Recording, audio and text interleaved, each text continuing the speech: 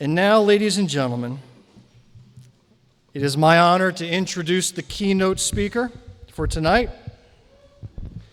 And I would like to do so with an original poem that I wrote.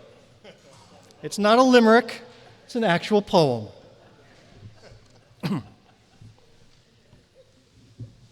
We live in a time where promises have been broken and America ain't feeling so great. We live in a time where men behind closed doors conspire to determine your fate. We live in a state where was so full of promise and potential, yet disappointment and despair reign free. We live in a state that God has made naturally beautiful, yet men have sullied and spoiled it for greed. It is time that we once again hope and dream and shout and scream for the rights we were promised, for the freedoms we're due, for the opportunity to be the fullest me and the fullest you. It is time to get angry. It is time to be free. It is time to fight back. It is time for a new SC. Ladies and gentlemen, will you stand up? Stand up. And greet the next governor of the state of South Carolina with a chant, New SC, New SC, New SC, New SC, New SC, New SC. Oh, my God, brother. Oh, man. Y'all, we can go home now. I don't need to say nothing after that, y'all. Oh, my God. Thank you so much to my good buddy Bill here. Y'all, I went to his podcast earlier today, and as we were walking out of the building, myself and my wife, she was like, "I like that guy, Bill. Oh, he's cool, ain't he?" He's cool. Y'all, I am State Representative Jermaine Johnson, Dr. Jermaine Johnson. Also, in my other capacity, I'm Deacon Jermaine Johnson. Also, yeah, go ahead. Yes.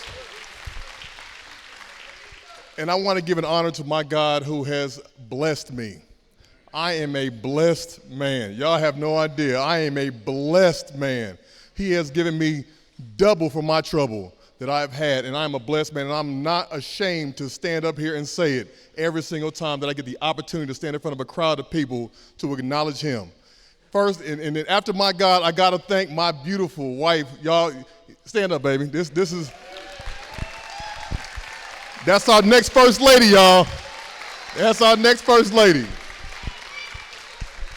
And I call her the real Dr. Johnson. She's a doctor of pharmacy herself, so she is accomplished in her own right. She is not no stay-at-home. She is not sitting out there, and she is not my little arm candy. She is an accomplished woman, and I am proud to have her with me. I want to acknowledge my colleague, my former colleague, Representative Ann Parks. Y'all, give her a hand, please. Please, yes. Give her the love that she deserves. Give her the love that, let's celebrate her while we got the opportunity to celebrate this great woman, this trailblazer who's sitting right here with us today. Thank you. Thank you. I want to acknowledge all of the former elected officials. Senator Floyd Nicholson, thank you. Let's celebrate them. Celebrate them. Celebrate them. And all of the elders who are in this room. All of the elders who are in this room, understand that I stand on your shoulders. I stand here because of you.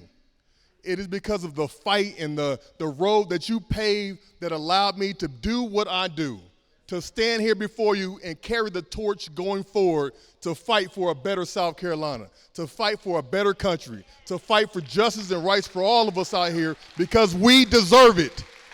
We don't just need it or want it, we deserve it. And it's about time that we act like it.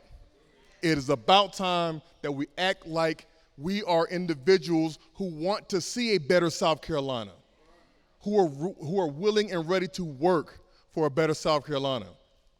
Y'all, I apologize to the individuals who have heard me tell my story before, but Bill told me that there are so many new people in this room this evening that have not heard me speak, that have not had the opportunity to meet me, that I feel like I've got to introduce myself again. So I'm going to tell my story because it is my testimony that has allowed me to be this individual who's here today. So I was born in 1985. Now, some of y'all remember going to the jukebox joint in 1985.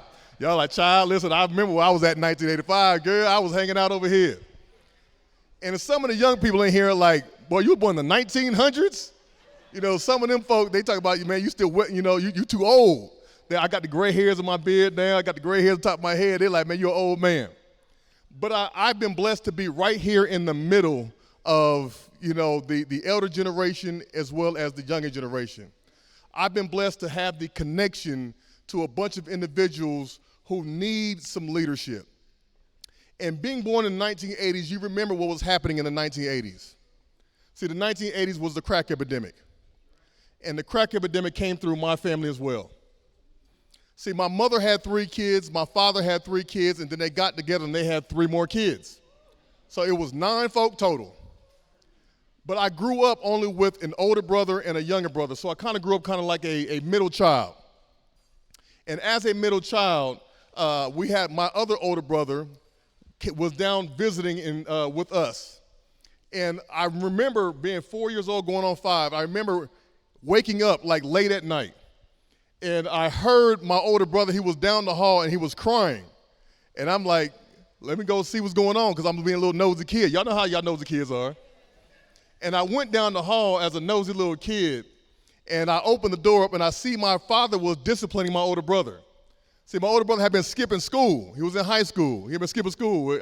Clearly he deserved it, but I was like, nah, as a young kid, let me mind my business and go back to my room because I ain't trying to be next. I'm gonna mind my business. So I go back to my room and I go to sleep.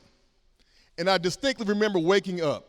And I remember seeing my brother walking down the street. And this is the last time that I ever saw my brother. See, my brother ran away from home. And the person that helped him to run away from home shot him and killed him. This is how my life started, with gun violence and trauma.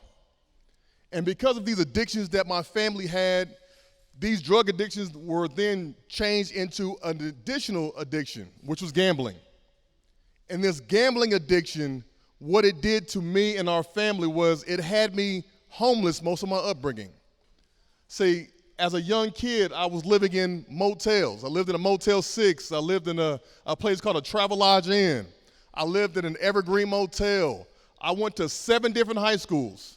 My older brother also showed me my very first crack rock at 13 years old. The very first time I had a gun pulled out on me, I was 13 years old. I went through so much as a young individual. I had to grow up fast. And then when I turned about 15 years old, I had a basketball coach who said, Jermaine, we got to get you out of your environment. We have to get you out of here. And he ended up sending me to a prep school in upstate New York. Y'all ever been to upstate New York? Y'all, it's cold up there, y'all. It's cold. I was in Paulding, New York, and it was cold.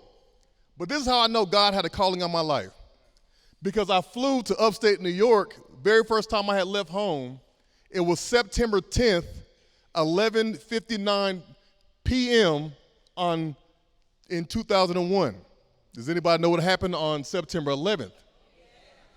So I landed in New York City at JFK 2 hours before the planes hit the towers. People were thinking that it was my plane that actually hit those towers. And I got to this school in upstate New York, and this is the very first time I had ever seen people wearing shirts and coats and ties and jackets. It's like, man, what they got on? This is also the very first time that I saw stars in the sky. I'd never really seen stars in the sky before. It's also the first time I had ever seen snow on the ground. I was like, man, what's that stuff on the ground? He's like, man, you ain't never seen snow before? I was like, nah, but it's cold. You know, I don't like that. But this is also where I realized that my life was not the norm for everybody else. What I had been experiencing was not what everybody else was experiencing. And I wanted different for myself. I wanted different. So I took school very seriously. Even when I was going through all those different situations, I took it seriously. And I remember the day that I got my SAT score back, and it was high enough to where I knew I was going to college. Man, I was so excited. I got that letter, man, and I started running around the school. I was telling all, I'm going to college. Because I was so excited because I knew that things were going to be different. I knew I was going to have an opportunity for a better life. So I ended up getting a scholarship to go play basketball at the College of Charleston. And I got down to Charleston, I got introduced to sweet tea. Y'all had me a good one down there with some sweet tea, y'all, and I'm telling you. But then also at the College of Charleston, I was still considered an emancipated student, a homeless student. My address was 1031 CFC Complex, Charleston, South Carolina. That was my home. So when my teammates were going home for Thanksgiving and Christmas and holiday breaks, I had to sleep in the dorm rooms because I had nowhere else to go. When the dorms were closed down, I slept in the locker rooms. I was sneaking in certain dorm rooms and, trying to figure out and find a place to lay my head when I didn't have nowhere else to go. But God allowed me to go ahead and graduate. I graduated from college before I even graduated. Thank you. Before I graduated, I met that fine young thing that's sitting right there, down at the College of Charleston. And then I ended up graduating from College of Charleston. And when I graduated, I got drafted to go play professional basketball in the NBA D-League. And then I went from there to go play basketball in Brazil, Canada, Portugal, and Mexico. While I was overseas, I continued studying. I got my master's degree. I continued studying. I got my doctorate degree. And during that time while I was playing basketball in Mexico, my older brother who had showed me that first crack rock, he was in prison. And he got released from prison. And he went back to college and won 2 state championships with basketball and did some fantastic things. Thank you. But to see, the problem is, I saw when he got done with basketball, I saw him trying to get a job, and he couldn't get a job. Nobody would give him the opportunity because of his background. So while I was playing basketball, I got the bright idea. I said, hey, coach, my older brother, he's a fantastic basketball player. Can you give him a tryout? And he said, all right. So he said he would fly my older brother down to Mexico for him to try out for the basketball team. He flew him out. My brother tried out, and he made the team. So now, me and my older brother playing on the same professional basketball team in Mexico. And we did that for a few years. And then in 2015, I'm on the #1 team in Mexico, and he's on another team in like the middle part of Mexico. And I just lost the game. And I'm sitting outside my apartment, and I'm thinking, like, what could I have done better to have won this game? And I get a call from a friend, Steve. And Steve says, Jermaine, what's going on? I said, I'm just sitting out here thinking about what I could have done better to help me win this game. He says, I don't know how to tell you this, man, but your brother died last night. I said, stop, don't play with me like that, man. Like, don't do that. I said, don't play no games like that. He says, I would never play with you like that. Your brother died last night, along with 4 other your friends. 5 people total died in a car accident. And I had to fly from where I was at in Mexico to where his body was at to go identify my brother's body, along with my 4 other friends. It's a vision I would never get out of my mind. But one thing I'm blessed about is before my brother passed, I was able to spend some time with him. And what he told me was, Jermaine, I'm just so proud of you. I'm so proud of the man you have become. That's one thing I would never forget. And God had his plan. He had his plan because he orchestrated it so I could spend a lot of time with my brother before he was willing to take him home, ready to take him home. And I believe in my God. But this is when I decided that I had to go home. Because by that time, I was married. I had children. And I needed to be home to be a husband, to be a father to my children, to raise my family. So I decided to retire from basketball in 2015. And I came home. And when I got here, it was like I was dealing with so many issues because I had so much trauma, so much PTSD. It was like I couldn't operate. I didn't know how to transition from all of this stuff. And when my bank account would get to a certain amount, I would literally have cold sweats. I couldn't sleep at night. My wife she was like, what's going on? And I just couldn't deal with it. I didn't know how to be a man. I didn't know how to be a father. I didn't know how to just exist. So it almost drove me and my wife down a path to the divorce. And we ended up saying, let's just go to counseling with our pastor. and we went to counseling with my pastor. And during counseling, I discovered so much. It was eye-opening, and he said, Jermaine, I want to take you around somewhere. He took a liking to me, and he drove me around Richland County, and he showed me different businesses and different locations and things like that, and he said, Jermaine, you could do anything you want to do. You could be anything you want to be. And it was at that moment that the light bulb just went off on the top of my head like those cartoons, the light bulb go off, it was ding. I said, I'm going to create a nonprofit organization to make sure other people never have to go through what I went through. I'm going to create a nonprofit organization to create life skills and soft skills development for people who've been to prison, for young people, and for military veterans to make sure that they get the opportunities that nobody else is giving them. So when I took about a year and I wrote this curriculum. I took my time, I took my money, and I just wrote this curriculum, and I said, I'm going to do this. And I got this curriculum sponsored by the University of South Carolina to make sure that anybody who came through my program would get continuing education units. I was so dedicated to making sure I could help people. And I drove around Richland County, and I went to go meet with a whole bunch of businesses, and I said, hey, I've got this program that I'm doing, and I'm going to be helping people. And if they come through my program and successfully complete it, will you give them a job? Will you give them an opportunity? Will you help them out? And they agreed. And I started helping a whole bunch of people around Richland County, and I came across an organization called the Miller's Fatherhood Coalition, and I walked in there, and they said, Jermaine, we'd like to offer you a job. I was like, well, all right. Because I didn't know everything about the nonprofit world, and I wanted to take this job with the nonprofit so I could learn more about nonprofits because I truly wanted to help more people. And I got in there, and then I started helping this young person. This young person, he had just graduated Coker College. And he came to work one day, and he was upset. And I said, man, well, why are you mad? Like, what's going on? Why are you upset? He said, man, I just been stopped 3 times in 3 days by the police. They searched me, and they let me go. They didn't give me a ticket, a warning, or anything. I said, man, well, did you report them? He says, no, I didn't report them because in my community, if we report them, we end up having a target on our back, and they end up harassing us. And I said, man, well, that's not right. Well, coincidentally, we were having an event about bridging the gap between police and the community in my, in my neighborhood. And I said, man, I got to go out here to see what they're saying, to see what the police officers are saying. And they were having a panel just like this, and they were sitting up there, and they were just patting themselves on the back about how amazing they do in our community, how they've got this great relationship with the people in the community, how they just do fantastic there.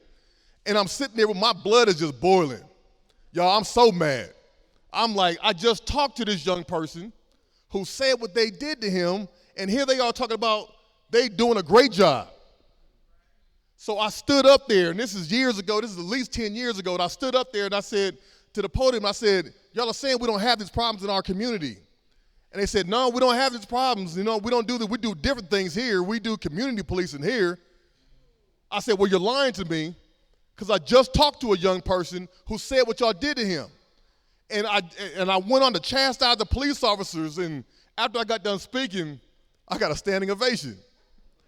I was like, wow. And on my way out of this event hall, I get a tap on my shoulder, and I turn around, and this gentleman says, Jermaine, you're exactly what we need. He says, Jermaine, you are the future. These young people, they look up to you. They want to be like you. They respect you. And that person was State Representative Joe Neal. State Representative Joe Neal, if you know him, he was very instrumental in getting that flag off that dome. State Representative Joe Neal was a giant of a man. He became my political mentor. I credit Joe Neal with discovering me. He is the one who taught me everything I needed to learn about politics. He had an open door policy, which is why I have an open door policy. I wanted to live up to Joe Neal's just his expectations and everything he had going on. And me and Joe Neal got together and we said, you know what, let us create an event about bridging the gap between police and the community because we are going to be the ones to drive this thing home. And we got together and we started planning this thing and we got an event hall, reserved, and all of a sudden I get a call. Joe Neal just passed away. So now I'm like, you know what, I've got a lot of people who I have to live up to their legacy. Everybody has left me. Everybody has left. And I ended up applying to be on the Richland County Recreation Commission, and I got appointed to be on the Richland County Recreation Commission as the youngest board member there. And I got up there, and I said I didn't feel right about sitting up top writing policy for a bunch of people I had never met. So I went around to all the parks in Richland County, and I met all the employees, and I wanted them to know who I was because I wanted them to know that I truly cared, that I wanted to make their lives better. And to this day, if y'all go to any of those parks out there in Richland County and ask some of the employees, they'll still tell you I'm probably the first or the only board member that they had ever met because I wanted to know who they were. I wanted to know what was happening on the ground. And then in 2019, I decided to say I need to do a little bit more in my community. I was so involved with young people in my community, coaching and mentoring and volunteering. And I decided I needed to do more, and I went to go meet with my state representative at the time. And he was literally 50 years older than me. And I went to go meet with him, and I said, "Sir, I'm interested in succeeding you after you retire." He said, "Jermaine, I don't believe in succession planning." I said, "Sir, you're 50 years older than me." He was 80, he was like 85. And that was when I said, I'm gonna have to run for office. That's when I knew that I was gonna have to stand up to do something. Because I looked at him and I said, well, what does this 85-year-old man have in common with my 7-year-old daughter at the time? What could he inspire her about a future that he was not gonna be a part of? How could she look to him and say, I can be him when I grow up? And I decided to step out there and run for office. And y'all got to imagine what happened when a young black man like myself decided to get out there and run for office. Jermaine, you're too young. Jermaine, you're being disrespectful. Jermaine, you need to wait your turn. Jermaine, nobody's gonna vote for a black guy. And when I decided to run and all the senators came out against me and representatives came out against me and the school board came out against me, council came out against me, the sheriff came out against me, I ignored all the noise. I ignored all the noise. And I knocked on doors and I made phone calls and I talked to everybody. I did everything that I had to do. And when I called these houses, they were like, Jermaine Johnson, and the kid would be in the background like, oh yeah, that's Jermaine from the gym. He's always in the gym hanging out with us and coaching us and talking to us. So they knew who I was, they knew what I was about. And on the election night, I didn't even have a watch party or anything. I was teaching a class at Webster University. I was sitting in class and I started getting phone calls and text messages. Jermaine, you won. You got 76% of the vote. 76% of the vote. And I became the first African American, the first black, and the youngest to represent House District 80 in the State House. Yes. But what I want y'all to really, truly hear about that entire story, y'all, I went from homeless to the State House. I went from homeless to the State House. What God has for you is for you, and can't nobody stand in between that. See, I had a dream. I had a plan. He didn't show you my plan. He showed me my plan. And it was my job. See, God calls the unqualified, and he makes them qualified. And that's what it's about. So I got in there, and I did what I had to do. We made history. We have continued to do the work. We have continued to work with everybody. See, I'm a unifying type person. I want to see the best to come for everybody. I want to see everybody flourish. And this is why I fight the way that I fight. Because you heard my story. And we judge people by how we treat the least of these. I understand what it's like to be the least of these. I understand what it's like to go hungry. I understand what it's like to be unhoused. I understand what it's like to not have anywhere to call home. I understand what it's like to have a poor public education system. I understand what it's like to not have family around. But I also understand pulling myself up by my bootstraps. I also understand hard work. I also understand dedication. I also understand what it means to be a leader. I understand. And what we have in this state right now,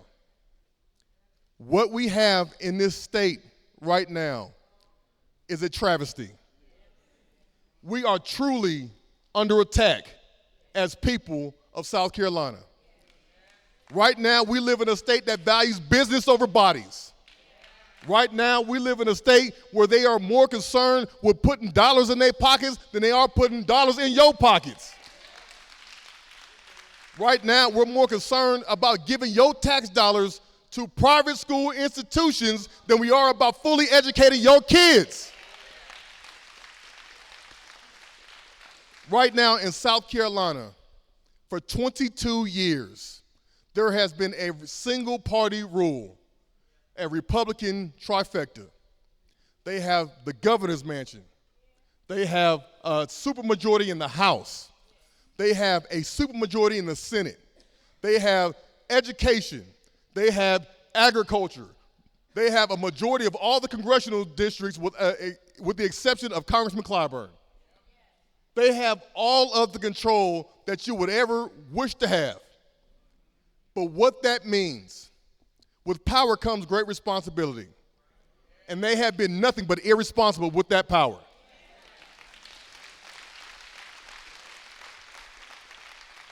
Because for 22 years, if they cared about public education, they could have fixed it already. For 22 years, if they cared about those potholes that I know you rode over to get here, they would have fixed them already. For 22 years, if they cared about health care, they would have done something already. They would have expanded Medicaid. For 22 years, if they cared about crime, they would have done something about the over 600 unsolved murders that we have in South Carolina just since 2020.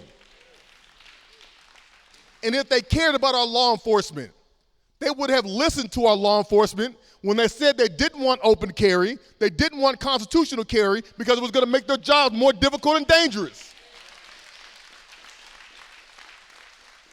But for 22 years, they have shown you, they have shown me, time and time again, that they don't care. They have shown that they can care less about grieving mothers and grieving fathers, mothers who are dying on the birthing table, people who are dying in these communities, our senior citizens. They don't care that they can't afford their medication. They don't care about the rising insurance costs. They don't care about what's happening right here in South Carolina every day to their constituents. But that's all about the change. That's all about the change. Because in 2026, y'all, we got an opportunity to build a new South Carolina. And y'all better make some noise for a new South Carolina. Y'all better make some noise for a new South Carolina. Because I want you to understand we got an opportunity to fix the wrongs that have been wrong. We have an opportunity to address these issues. We have an opportunity to build a new infrastructure. South Carolina, I want you to understand that I'm all in this with you. I want you to understand that I'm here for you. I want you to understand that I'm in those trenches, that when we want to go to those neighborhoods, I'm there on the forefront with you. I want you to understand those places that they say don't go to, I'm there. I'm in those communities. I'm in the projects. I'm in the hoods. I'm in the barbershops. I'm in the parks. I'm in those places because they need to see somebody who look like them. They need to see somebody who understands what it's like. They need to know that somebody truly does care. Because for far too long, they've dealt with people who say, I just want your vote, and they don't show up no more. For far too long, we become lazy activists. Lazy activists. What we want to do now, we pull out our phone, we get on Facebook, we get on TikTok, we might write a bunch of comments, and then we go to sleep. That's all we're doing now. Lazy activists. Well, what happened to the activists of the 60s? What happened to Dr. Kings? What happened to the Stokely Carmichaels? What happened to the Shirley Chisholms? What happened to these individuals? What happened? See, we know it's going to take young people's energy and the wisdom of my elders. And I'm telling you, I got boots on the ground, y'all. I got boots on the ground. And if y'all will stand with me and guide me, I will run through that brick wall to make sure we get what we deserve. Because I got a plan for South Carolina. I've got a plan for South Carolina. I've got a plan to make sure we do a historical investment in our infrastructure. We're going to fix these roads. We're going to fix these bridges. See, I've got a plan to work with my new superintendent of education. I got a plan. I got a plan to expand Medicaid. I got a plan to get the crime down, to invest in fathers and get men back into the homes to make sure that they have the opportunities that they need to stand up and be the fathers we expect them to be and who God has called them to be, to lead these households. See, I got a plan to fix this state, and I need y'all to be standing with me, to ride with me to the voting polls, to ride with me all the way to victory lane, because we have an opportunity.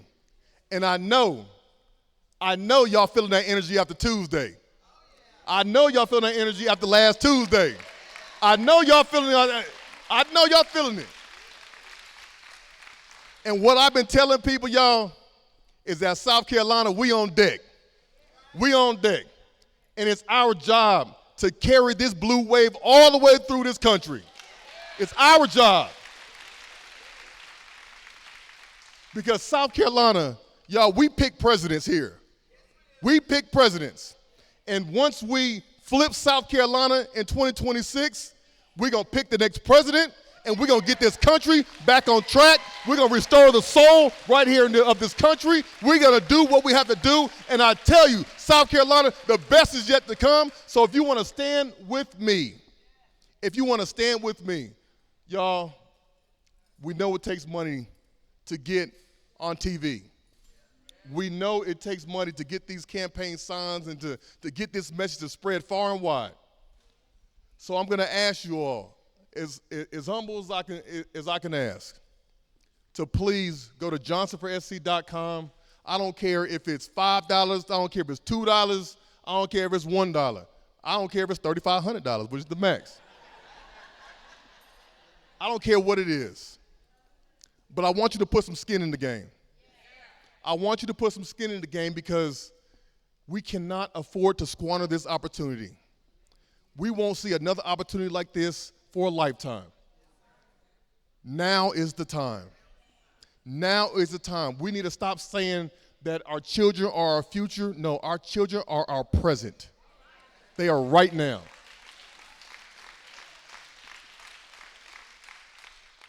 So your support is what I need.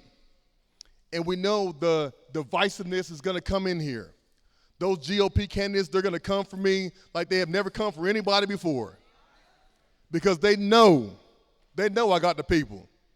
They know that I'm an individual who has crossed the aisle, who has pulled in Republican voters. I pulled in people from the South. I've created this coalition of individuals who believe in a better South Carolina that transcends party affiliations. They know that I've got Republican support. I've got independent support. I've got Green Party support. I've got individuals who say, you know what, I want to put this stuff aside. I just want a better South Carolina for my kids.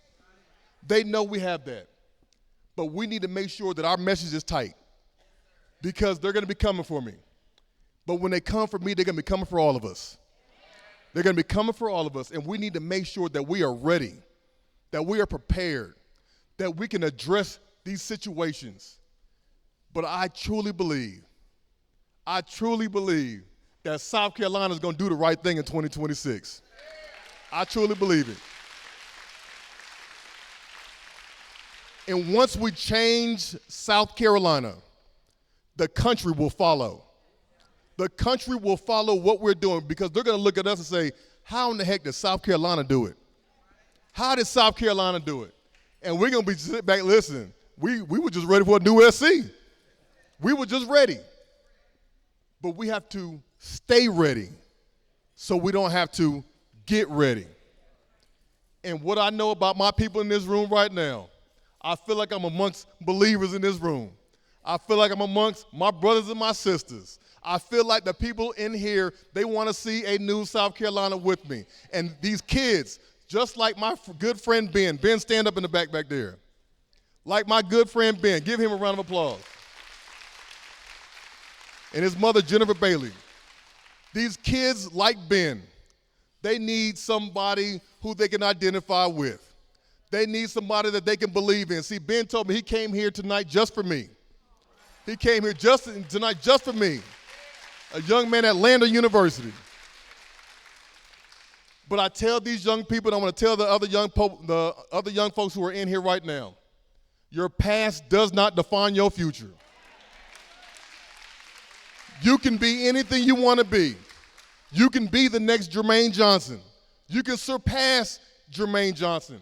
And what I'm saying, I truly believe that I'm going to be your next governor of South Carolina, but even if I am not,